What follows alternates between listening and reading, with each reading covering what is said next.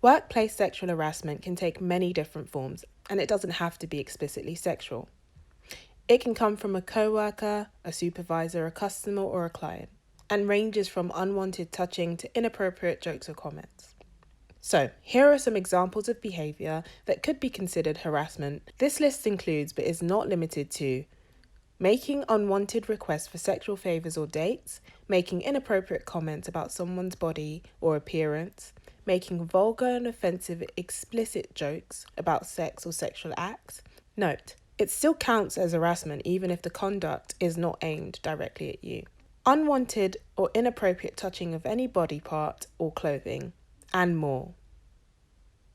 It's important to note that it also counts as harassment, even if, in the moment, you don't immediately say stop or something else to let the person know that what they're saying or doing is inappropriate. For example, you might laugh along to a joke that you find offensive, or accept a hug because you are caught unaware in the moment, especially if the harasser is a supervisor or someone in power. All of these are normal responses to harassment. Responding this way does not make the harassment less serious, nor does it make you more responsible. Sexual harassment can happen to anyone. It's about power and not sexual desire. For example, a man who identifies as straight can sexually harass other men, such as by teasing or bullying them for being too feminine or acting quote-unquote gay. That is still sexual harassment. So now we know what it is. What are the laws against sexual harassment?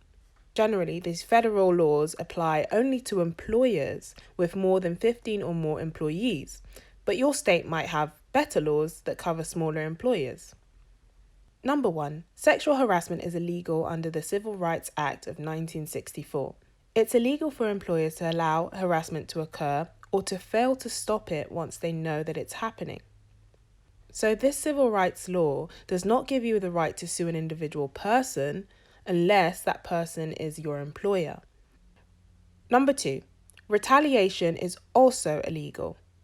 So it's illegal for someone at work to retaliate against you or punish you for reporting and speaking against sexual harassment. Other forms of retaliation include being fired, demoted, cutting your pay, changing your shifts, changing your hours, benefits or duties, or being asked to take time off. Just any action that has a negative effect on you.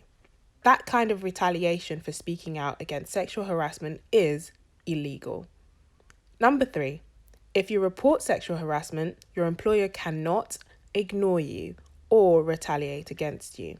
If someone in power knows about the harassment, legally, they must take prompt action to stop the behaviour, investigate the harassment, and make sure that it doesn't happen again.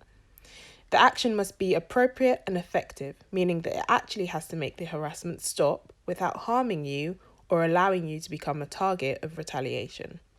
It's down to your employer to make you feel safe. So, what are the governmental bodies that you can contact if you get harassed? The Equal Opportunity Employment Commission, EEOC, or your state's Fair Employment Practices agencies. For example, the California Department of Fair Employment and Housing, the DFEH.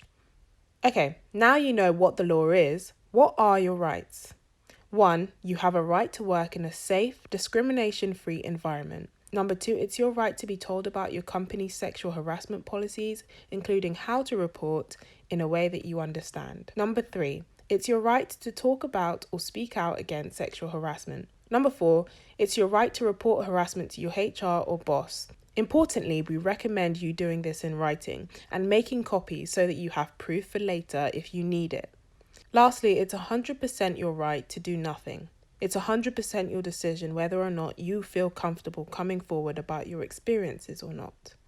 With that being said, we hope this helps you know your rights and stay safe.